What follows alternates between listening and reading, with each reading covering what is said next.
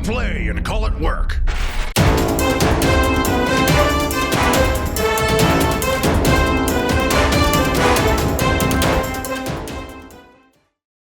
Hey there, Wargamers, and welcome to another episode of the Open Vault. It is me, Cullen, and I am about to walk around and show you guys what's up. This is the weekly behind-the-scenes kind of show.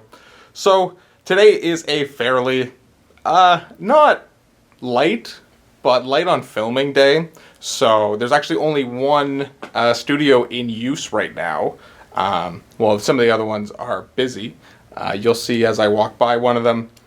But, pretty much, we'll just take you around and show you what's up and what everyone's up to this week.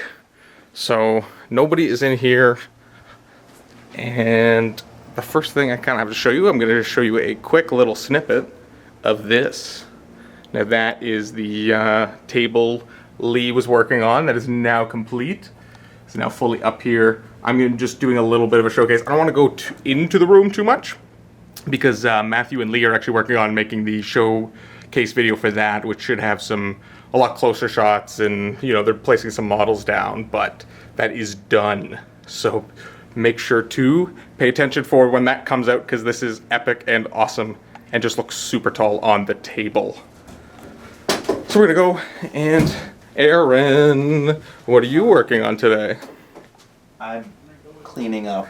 Making sure everything is in order before you leave? Yeah, because I'm out of here today. I know. I'm not going to be back for a while. It's the first time you've taken vacation in how long? 10 years? Oh, no. I don't remember. I don't think I've taken a vacation here. At least not one where I didn't get called in for something. Oh, no. Well, hopefully. This shouldn't be a problem, because you've been training Mike all week, correct? Yeah. So Mike's going to be doing the customer support and the uploading. So everything that goes wrong, go easy on him. It is I gotta clean that up next Wednesday. Yeah, exactly. I'm sure you're just like, I don't want to know what it's going to be like. And I expect my desk to be on fire when I get back. Yeah, and no one will put it out. I was going to say, we'll try to keep it at least controlled for you. Okay. Put a stone circle around the fire? Yeah. I appreciate that. And of course, if anyone doesn't know, Aaron's going to TwitchCon. Yep. So that should be a lot of fun. Morning. Tomorrow afternoon. Tomorrow afternoon? Yeah. Okay. Whatever time it is. So I'm going to be on the flight, and then I'm going to sleep. Yeah, exactly. Try to use all that nice flight time to just catch up on some sleep. Yeah. Especially with the time change and everything that should be happening, and oof. 3 time zones. Yay! I don't like calling people in 3 time zones over, let alone flying through them. Of course. Well, I hope you have fun. Oh, yeah. And if anyone, I guess, sees Aaron at TwitchCon, feel free to say hi. Yeah, I guess I could do that. Maybe. I won't get too angry. Depending on how many people, right? Yeah, if there's like a lineup, I'm going to ask questions. Alrighty, well, we will check in with you when you get back. Yep. And we're going to pop into the studio. Hello, hello, guys. Hello. So what are we doing in here? We're playing ships. We got Luka and Josh.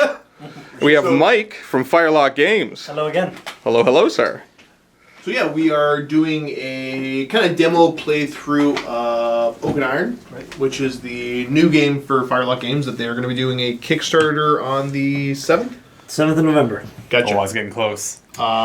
Getting super close. Super close. So we're about halfway through the demo game. I think at this point, Luke and I have picked up how to play, but not how to play well. Right. Yep. You know, It's not easy to maneuver ships, Yeah, it right? turns If out you have no experience. well, yeah, so there's a lot of planning ahead, which is one of the reasons, like if you've heard me kind of talk, I like historical games, I like the historical setting, and I've always been big on games, especially the naval combat games, because there's consequence in everything you do.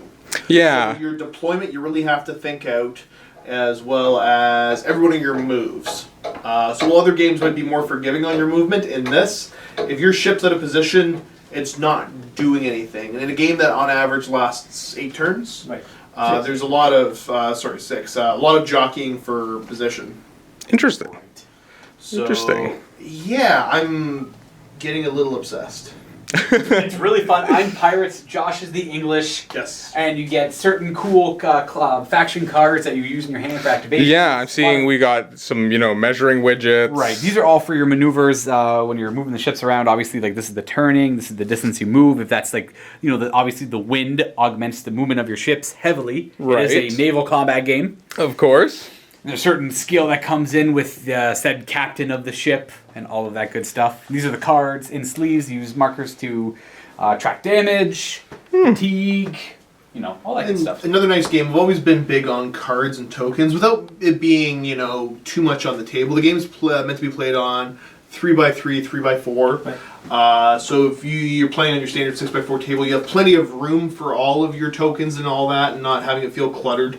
Not that many tokens to keep track of in the game. And the cards are kind of a big one for me, because I hate having to check codexes or rulebooks for stats constantly. So everything you need is right there.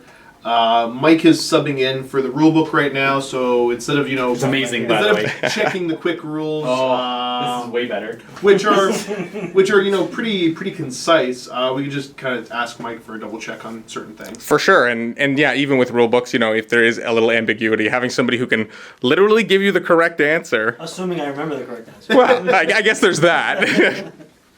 So yeah, having an absolute blast playing this game right now.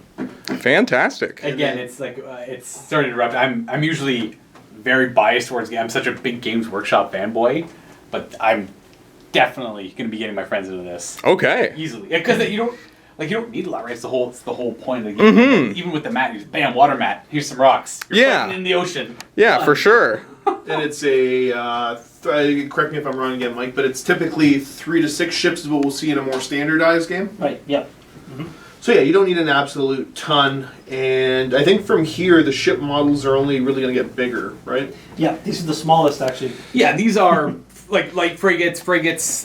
Josh here has a galleon right in the so I've middle got there. the galleon hanging out here, and then the other kind of big-er ship is we got a 5th rate. But this is the model for a 4th rate frigate, right? Right, it's shrunken down a little bit. Yeah. So to fit more in this setting. Because a 3rd rate would just be eating up everything on this table. Yeah. I mean a 4th rate. Yeah. 3rd rate especially. And then you guys have plans going all the way up to the 1st rate ships as well as... Cool. That's so cool. So for those who aren't familiar with what a first-rate ship is, one of you can explain it better than I can. I love that lead. I thought you were going to jump in. Right? I learned today what a first-rate ship is. He learned that the first is the biggest. Right, yeah, I'm like, First is the best. Yeah, because I'm playing Pirates, and there's like, oh, you use 5th rate, and that's like the highest you can go. I'm like, well, that sounds pretty cool, but no, it's the opposite. The opposite, right? Luke is like 5, yes! Yeah, 5! So let's see if I can get it correct, because I'm not huge on this era as far as knowledge. I have the interest, and it's basically the rating system where they moved over from crew complement, I think at this point, because the game's set 18th century. Yeah, early 18th, late 17th. So right in the middle. 1650 to 1750. At that point, usually the ratings on the ships were heavily based upon the firepower they were carrying. Right.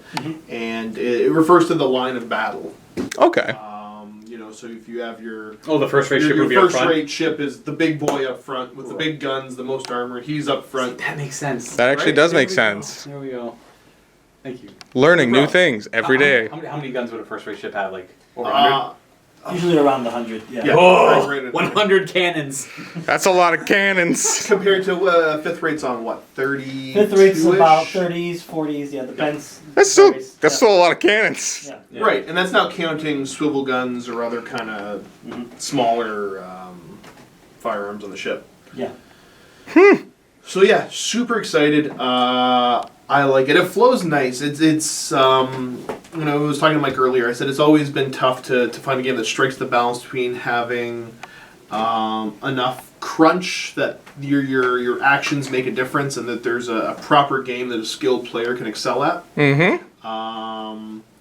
Compared to a game that has way too much crunch where every little thing takes forever. Yeah, This game- that you're in the book the whole time, right? It flows nice. There's not much downtime for either player, which is important for me for being engaged in the game. Because there's nothing worse than you're sitting there playing against, one of the other game systems. They got their horde army, and okay, It cool. takes- I'm gonna go yeah. read 3 chapters out of my novel here while you move your army. Exactly. Especially if they go twice in a row. yeah, you run into some of that kind of stuff. So, but no, so the engagement, but there's enough there to kind of, really help with the immersion. Perfect. So there's enough differences in the ships. There's enough different things each ship can do as far as orders go. But yeah, you're both immersed and engaged at the same time, which can be tough to pull off, Fantastic. in my opinion. The Thank games you I for the play. high praise. Oh yeah. Yeah, I was gonna say That's I what like we're going the I for, like so. the games I like, and I dislike the games I dislike. But this definitely falls in the like This category. is definitely the like category. Yeah. This Fantastic. is right up my alley.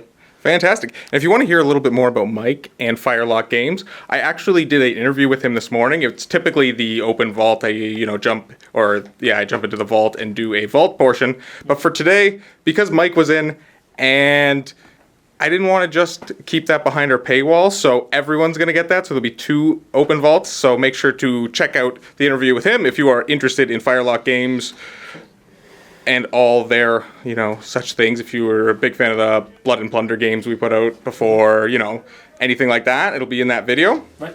And then stay tuned for the battle report that will go with this video here that they're filming right now.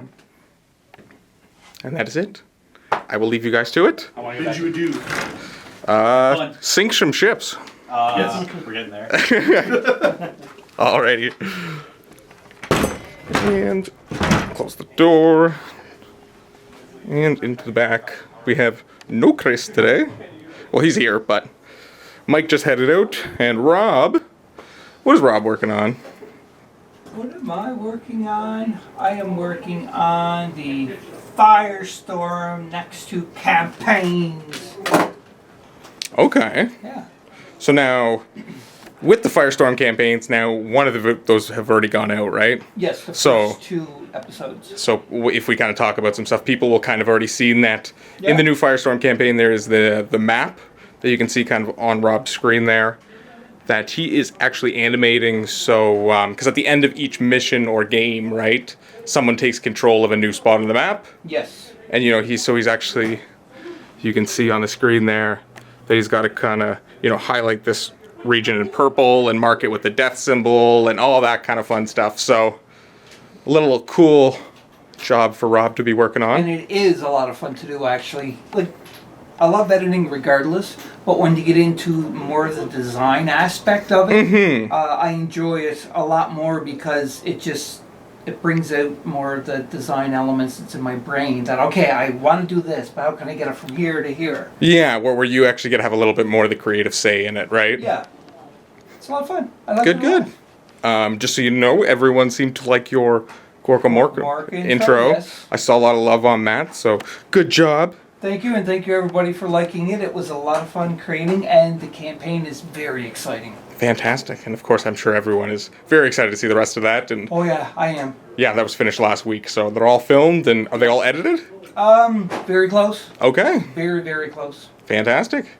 Alrighty, well, I'll let you get back to it. Thank you. And then we come back here, and I'll kind of talk to you about what I've been working on. Mathew has tasked me with a new project on working on making a highlights channel for MiniWarGaming. So I am actually working on that right now. Let's see if I can even bring up the page on the computer for you. So if you guys have any, if you guys are watching any MiniWarGaming videos and see any good clips or highlights, the things that you find really funny, if you go to miniwargaming.com/ oops, should have prepared this. MiniWargaming / highlights. So miniwargaming.com / highlights, and you'll actually see this submit your own highlights. So if you come in here and put the video URL, the timestamp, and your name, we will, or I will, be going through those, and if they're good enough, I will be posting those to a new YouTube channel that's separate, that is MiniWarGaming Highlights.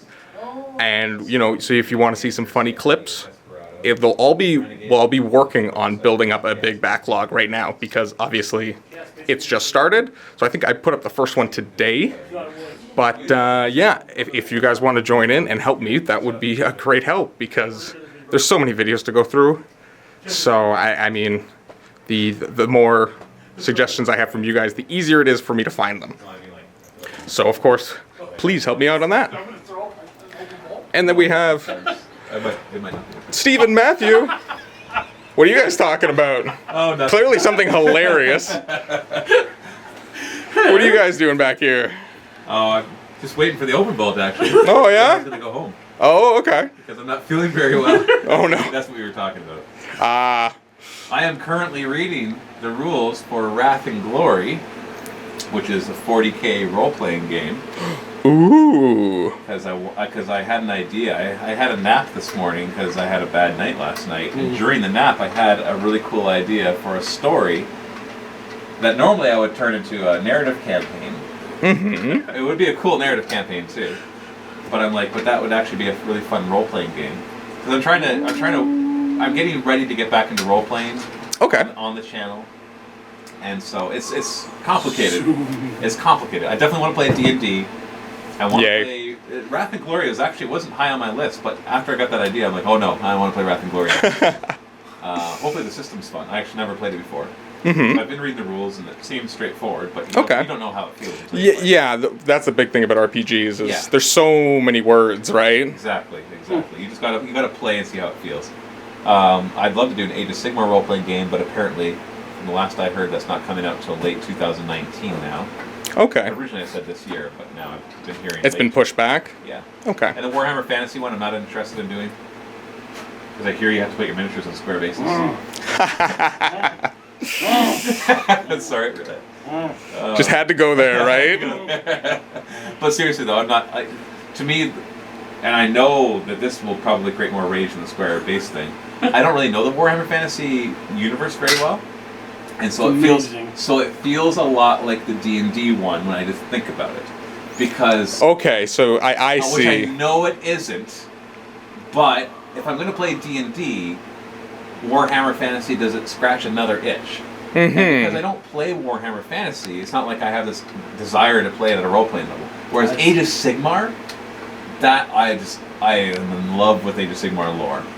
And The realms are cool. I want to play a role-playing game in the realms of Age of Sigmar. That would be so interesting. Now, it also helps that I've already read over a dozen Age of Sigmar novels. Oh, for sure. Whereas I haven't read a single Warhammer Fantasy one, except I started reading the Gotrek and Felix one. So, Okay. but that, once again, I'm reading it just feels like fantasy, like generic fantasy, which Yeah. Let's be honest, that's what it was. yeah, no offense, and that's probably why they rebooted it because they wanted to step away from that. But we're currently playing D&D like personally, and I want to start a D&D campaign, and so that's already going to do that. D&D is the best. And Yeah. D&D is awesome. Yeah, I'm in. And I I'm know, in. and I know some people are going to say, don't do D&D because there's already so many people that do D&D, but there's a reason so many people do D&D. Yeah, Exactly. us do D&D. Exactly. Uh-huh. That's right. It's the same reason why we cover Warhammer 40k and Age of Sigmar, because they're the big games, they get the most views. We do play other games, but you just There's always the bread and butter, right? Right. you just can't get away from it. Steve's got to eat. Thankfully, we also like those games for the most part. Sometimes, we wax and wane in our love. We might be like, I don't like 40k as much right now. I like Age of Sigmar more, so we play more Age of Sigmar. Mhm. Okay, I'm getting tired of that. I feel like playing 40k, so I go back to 40k. And then every once in a while, you do something silly like Gorka Morka, for example, and just scratch at it. Oh, of course. That is like for the longest time. Well, like at the beginning, you played one game pretty much, and going from multiple system in the same week was a lot better. Like just playing more than one game constantly. You played Okay. for like my first 3 years. Yeah, I played nothing just. but 40k. Yeah, that's true. But I felt like I had to because I was doing narrative campaigns for it.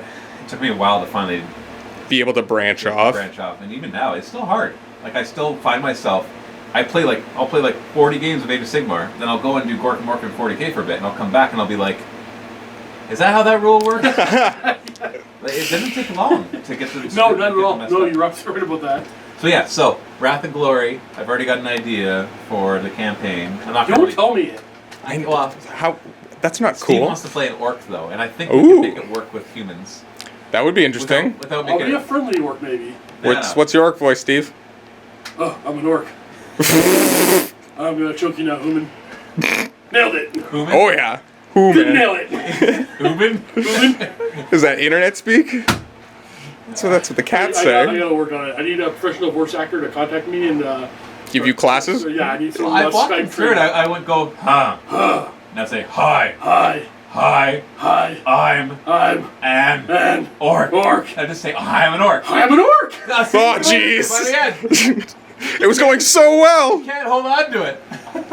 That was just some dumb gruff voice. What's wrong with darling this? Oh, there you go. You did one. I'm so proud of you, Steve. That was actually. Yeah. I actually am impressed that you pulled it off. Steve has a hard time doing voices, He does. and it's not like I'm good at doing voices, but I do them. No, I nailed the MiniWarGamer Steve voice though. You do. Like I It's know. it's almost creepy. No, Nah, it's How- not. how- It is It's not quite there. Oh, come on, it's good. No, and this is more, you know. Hey, I'm in working Steve. Hey, if you want to do the voice, I didn't understand a word. did you see me flinch there? I thought he was going for that. You just put a bunch of marbles in your mouth and you'll sound like MiniWarGaming. I am very articulate. I'm not excited on camera. On camera. Excited. I Ever. lose it when I get excited. I don't know what I'm saying. But I don't even know what you're today's saying. actually off day for me. I filmed on Monday. We played Age of Sigmar, which actually went out yesterday. With today being Wednesday, yesterday being Tuesday, and then yesterday being Tuesday, we played Firestorm. Yes. And Firestorm was so much fun. It's just Age of Sigmar with some special But rules. you add a whole bunch more with the character. Yeah, the map. Mhm, Awesome. mhm. You're going to see that tomorrow, which is today for you. Yes. Yeah. Okay. So it's out today, tomorrow for me. But for you it's today, unless you're watching this on Friday, in which case yesterday. Yeah. So Yeah, I guess in theory you could be watching this at any point after tomorrow. exactly. In which tomorrow case- meaning today for you watching this on I've already Thursday. lost track. Oh yeah. Oh yeah, we've gone into a whole new realm now. Yeah. But you're talking to somebody from the past. You've essentially time traveled to the future. I You did. just blew my mind.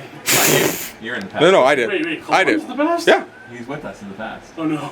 Yeah, it's know. weird. Not following this. This is devolved. That's what I'm working on right now. All right. Steve. Yeah, I'm playing on the computer. All right.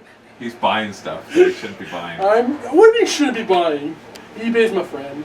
eBay's a nice but scary place. Scary for your bank account.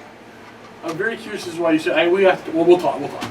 We'll talk. Oh, you can buy it. You can buy it. No, I wonder why you say I shouldn't. You think I should. Because you can just have MiniWarGaming. Wrong colors.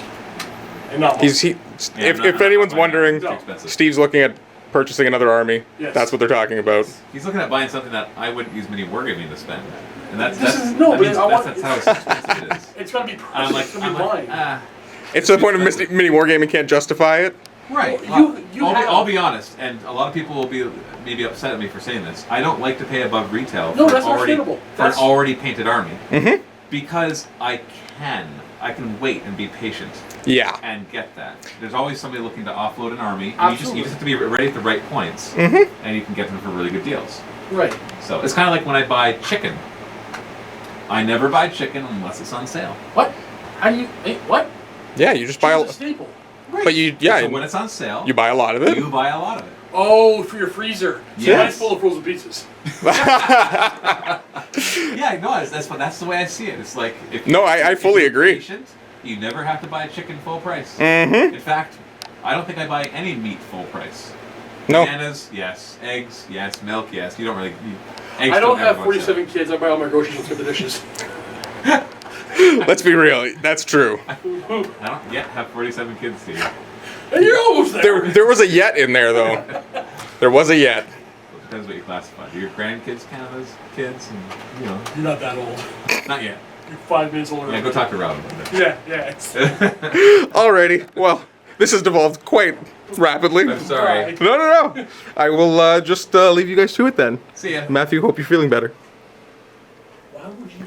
And yeah, so that's what MiniWarGaming is like today, guys. Back to Rob, and back to me. So I hope you guys enjoyed watching today's behind-the-scenes video.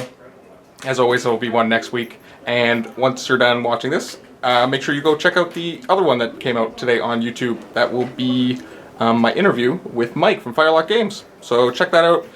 And happy wargaming, everybody. See you next week.